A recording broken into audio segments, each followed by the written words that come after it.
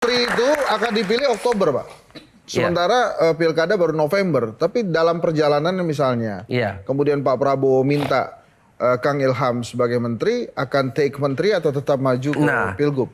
Saya kira di situ ada kendala waktu. Karena kalau kita mau nyalon sebagai gubernur, pendaftarannya adalah tanggal 27 Agustus. Jadi kalau dipilih seandainya sebagai menteri itu 2 bulan kemudian, di mana sudah kampanye berjalan 2 bulan atau sebulan, kemudian udah kita berinvestasi cukup banyak orang punya harapan. Jadi janji-janji yang susah itu menurut saya, lebih tidak bermoral kalau kita misalnya tiba-tiba lompat gitu ya, menjadi kita tidak terus, kita jadi menteri aja, lebih enak itu. Wow, tidak bermoral.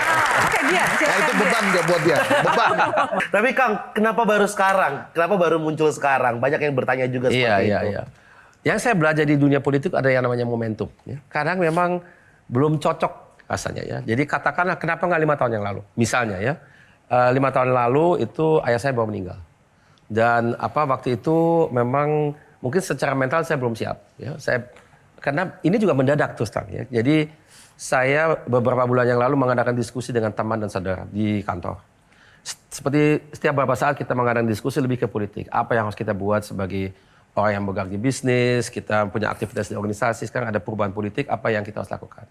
Ada seorang saudara yang menyampaikan ke saya, dia bilang, Ham, kenapa sih kamu nggak mau nyalon sebagai gubernur? Saya bilang, saya ini bukan orang politik, tapi dia bilang, Ham, pikirin. Karena yang diperlukan oleh negara kita itu adalah muka baru.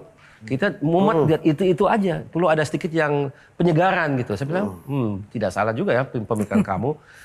Jadi luar dugaan saya yang sangat mengejutkan, ya reaksinya luar biasa. Jelajahi cara baru mendapatkan informasi. Download Metro TV Extend sekarang.